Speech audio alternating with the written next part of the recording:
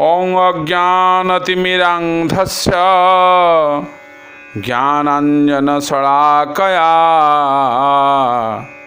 चक्षुरुन्मीलितं येन तस्मै श्रीगुरवे नमः।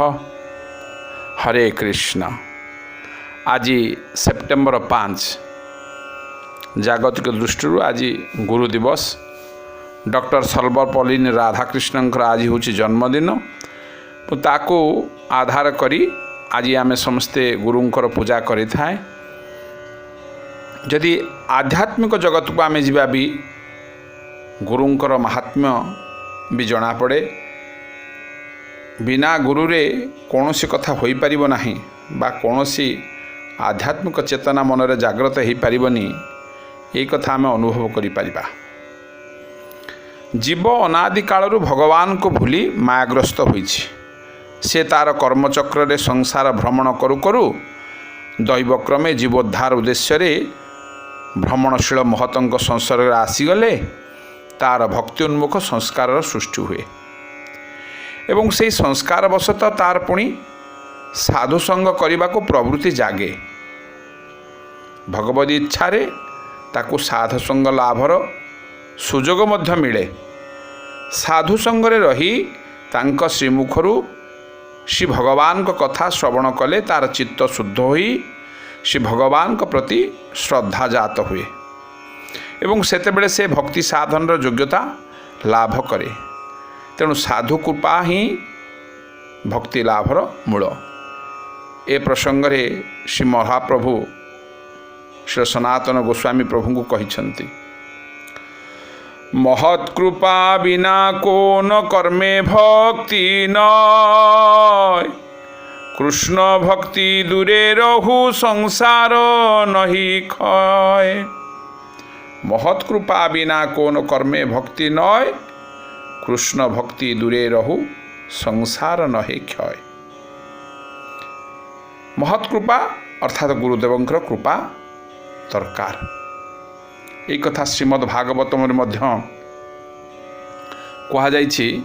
श्रीमद् भागवतम सप्तम स्कंद पंचम अध्याय 32 श्लोक कहा जाइछि, नैषां मतिस्तावदुरुक्रमाङ्घ्रि स्पृशत्यनर्थापगमो जदर्थः महीयसां पादौ रजो अभिषेकं निष्किंचनानां न वृणीत जावत्।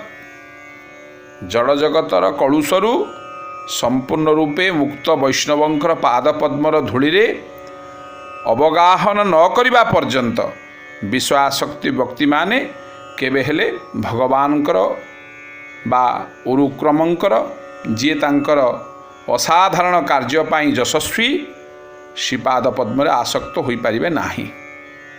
केवल मात्र कृष्ण भक्त हेबा फलरे भगवानकर श्रीपाद पद्मर शरण ग्रहण करी एहीपरि भावरे जड़ जगतरू बा ए कलुषरु मुक्त हेबाकु हुए। सेहीपरि श्रीमद् भागवतम पंचम स्कंद 12 अध्याय कहा जाइछि, रहुगणै तत्तपसा न जाति न चेज्जया निर्वपणात् गृहात् वा न छन्दसा नैव जलाग्नि सूर्ये बिना महत पादरजो अभिषेकम। अर्थात हे राजा रहुगण, महाभागवत गणंकर पदरेणुरे अभिषेक व्यतीत ब्रह्मचर्य ग्राह्यस्थ ब्राह्मणप्रस्थ एवं संन्यास ग्रहण द्वारा भगवत तत्व ज्ञान लाभ हुए नहीं। किंबा व्यक्ति कठिन तपस्या करी अर्थात शीत दिने जलरे निमग्न रही किंबा ग्रीष्म दिने अग्नि मध्य रही किंबा कठिन रौद्र तापरे पोड़ी होई तपस्या करी मध्य भगवत तत्व ज्ञान लाभ करि परिबे नाही। केवल एक महत् कृपारु बा महाभागवतों कृपारु ए तत्व ज्ञान लब्ध होता है।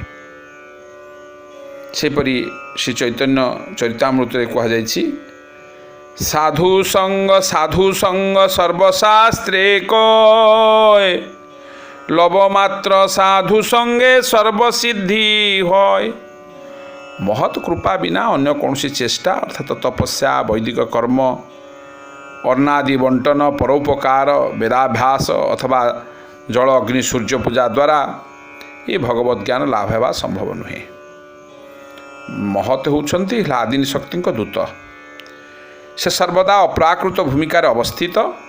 तांको आनुगत्य स्वीकार करी तांको उपदेश अनुसार साधन कले तांको कृपारु जीवर चित्त जो मल शोधित हेबो एवं सेई शुद्ध चित्त ह्लादिनी शक्ति तादात्म्य प्राप्त होई भक्ति जाजन पाई योग्य हेबो। आनुगत्य व्यतीत कृपा लाभ असंभव। आनुगत्य अर्थ निजर कौनसी स्वतंत्रता न रखी महतों को निजर नित्य उपदेष्टा और प्रियतम जानी तांको इच्छारे निज इच्छा को संपूर्ण रूपे मिसाई देबा एवं एई प्रकार होई न पारिले तांको अकपट कृपा लाभ संभव नुहे। तेबे ये महत किए? श्री गुरुदेव ही महत। जो महतगणों आचरण और उपदेश प्रति चित्त आकृष्ट हुए से ही श्री गुरुदेव। काय द्वारा तांकर परिचर्या करी सेवन्मुख कर्ण द्वारा तांकर बाणी श्रवण कले चित्त शुद्ध हब। से जहाँ जहाँ करने को उपदेश दियंती प्रत्येकटी आचरण कला बेले देखा हेब जे निजर आचरण तांको उपदेश और आचरण संगे खापे खापे मिशुछि कि नाही। जदि न मिशु थाए तेबे तहिरु निवृत्त हेबाकु हेब एवं जदि मिशु थाए तेबे सर्वाधिक आग्रह सहित तहिरे प्रवृत्त हेबाकु हेब। एही प्रकार चिंता ही आनुगत्यर द्योतक बा तादात्म्यपातर सहायक। केवल भक्ति जाजन नुहे देहयात्रा निर्वाहादि जाबतीय कार्य मध्य जो भली भाव में संपादन कले श्री गुरुदेव संतुष्ट हेबे से प्रकार करबाकु हेब। एही प्रकार आचरण करने संगे संगे तांको बाणी सतत आलोचना कले श्रीकृष्ण प्रति रति अंकुरजात हब। कर्माधिकार क्रमशः भक्त्याधिकार को उन्नीत हेबार यह ही सर्वशेष पंथा सर्वशेष एवं सर्वश्रेष्ठ पंथा मध्य। श्रीमन महाप्रभु श्री सनातन गोस्वामी को अविधेय शिक्षा देवाक जाई भक्ति साधकर कृत्य संबंध में कहिसेंती। बाह्यंतर इहार दुईत साधन बाह्य साधक देहे करे श्रवण कीर्तन मने निज सिद्ध देह करिया भावन रात्रि दिने करे ब्रजे कृष्णेर सेवन सेवा साधक रूपेण सिद्ध रूपेण चात्र ही तदभाव लिप्सुना कार्या ब्रजलोकानुसारतः निजाभीष्ट कृष्ण प्रेष्ठ पाछे तो लागिया निरंतर सेवा करे अंतर्मना होया। श्रीमन महाप्रभु को शिक्षा रागमार्ग साधकर प्रति उद्दिष्ट। रागमार्ग साधक जो साधन करे ताहाको रागानुग साधन बा रागानुगा भक्ति कहा जाए। अनुग शब्द आनुगत्य ही उद्योतक। महाप्रभुंकर उपदेशरु जना जाए जे रागानुगा भक्ति साधक बाहर यथा अवस्थित साधक देहरे श्रवण कीर्तन आदि भक्तांगर अनुष्ठान करिवो यह तार बाह्य साधन कहा जाए। यह व्यतीत यही साधन आउ गोटे अंग अच्छी यह अंतर साधना कहा जाए। ये अंतर साधना कौन? बाहर श्रवण कीर्तन करने संगे संगे अनुक्षण मने मने श्री गुरु प्रदत्त निज सिद्ध देह कथा चिंता करी से देहरे ब्रजरे श्री राधाकृष्ण सेवा चिंता करने को हुए यह अंतर साधना कहा जाए। साधक रूपे और सिद्ध रूपे श्रीकृष्ण सेवारे उपयोगी ब्रजस्थित निजाभीष्ट श्रीकृष्ण प्रिय परिकर वर्गों भावलिप्सु होई सेमानक अनुसरण पूर्वक सेवारे प्रवृत्त होबाक हब। निजाभीष्ट कृष्णप्रेष्ठ होचे भाग्यक्रमे जो रसर उपासक महतों संगे जीवर जोगाजोग हब ताहा हृदय से रसर अनुकूल सेवा करिवार प्रवृत्ति जागिब। से रसर उपासक श्रीकृष्ण प्रियतम जनों को निजाभीष्ट कृष्णप्रेष्ठ कहुए। ताहांक पछरे रही अर्थात तांकर आनुगत्य रही निरंतर अंतर्मना होई सेवा करिब अर्थात अंतश्चिंतित सिद्ध देह द्वारा श्रीकृष्ण को सेवा चिंता करिब।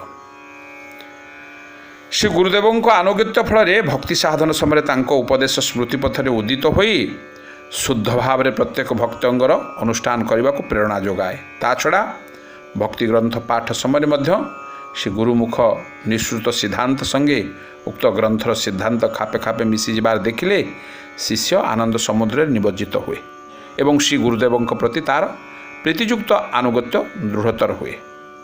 शिष्य एहीपरि श्री गुरुदेव संगे दृढ़ प्रीतिबंधन नित्य काल जोगयुक्त हो रहे। शुद्ध भक्ति साधक पक्षरे ए प्रकार गुरुवानुगत्य एकांत काम्य। श्रील नरोत्तम ठाकुर कहते चक्षुदान धिलाजयी जन्मे जन्मे प्रभु से अर्थात ए आनुगत्य केवल गोटे जन्म पाई उद्दिष्ट नुहे, यह नित्य। तेणु आज जागतिक दृष्टि गुरुदिवस हेले मध्य आध्यात्मिक दृष्टि गुरुंक कथा मध्य चिंता करने को पड़िबो। कारण जागतिक पाठ पढ़िले बा विद्या अर्जन कले आम जीवन निर्वाह करे सत, किंतु ये जीवन सार्थकता सेतेबेले आसीबो जेतेबेले आम भगवान को चिंता करिबा। तेणु आध्यात्मिक जगत मध्य गुरुंकर बा गुरु पादाश्रय करिबा निहाती जरूरी। आज गुरुदिवस रे एति कही मो कथा को विश्राम दउछि। हरे कृष्ण।